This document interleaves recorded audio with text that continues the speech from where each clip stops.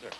I would just like to ask Mr. Farrakhan if he could comment on the vast gulf in the understanding and the perception between blacks and whites. And what do you think is the next step to advance this dialogue that seems to have started? The gulf is created by improper education, environment, and the stimulus that comes from improper education environment. If you just look at the Constitution of the United States as a legal document that called us 3/5 of a human after we were robbed of the knowledge of self, then you look at a religion, Christianity. I'm not saying the teachings of Jesus now, but I'm talking about the way Christianity has been used.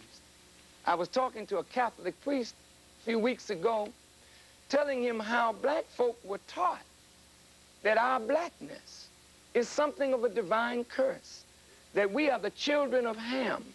And Ham was one of the sons of Noah who mocked Noah in his drunkenness, and Noah cursed him, and of course he was doomed from that point to be a hewer of wood and a drawer of water. And so today, black folk think of themselves in a servitude posture. Black folk think of the color of their skin as a curse. They think of the texture of their hair as something terrible, the thickness of our lips or the shape of our noses. This is not because we desire to think this way, but we live in America where white standards of beauty have been imposed upon us.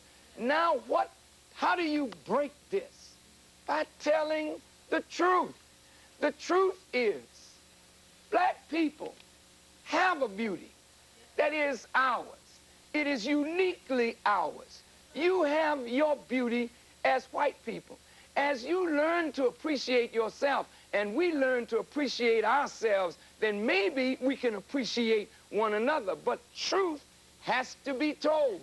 The truth is, according to your own scholars, your own scientists, Mendel said, black skin is dominant, white skin is recessive. Dark eyes are dominant, light eyes are recessive. Mendel said you can get the recessive from the dominant, but you can't get the dominant from the recessive. That's Mendel. Dr. Leakey was looking for the origin of human beings. He went to Europe, but he didn't stay there long. He kept right on moving, and he found the origin of man in Africa. Now some of your scholars of genetics have taken the DNA and have traced the origin of human beings back to the black woman. Look, we are the father of all human beings. Tell it from the mountain, the black people are the original people of the earth. That doesn't make us better, but it says we are your father.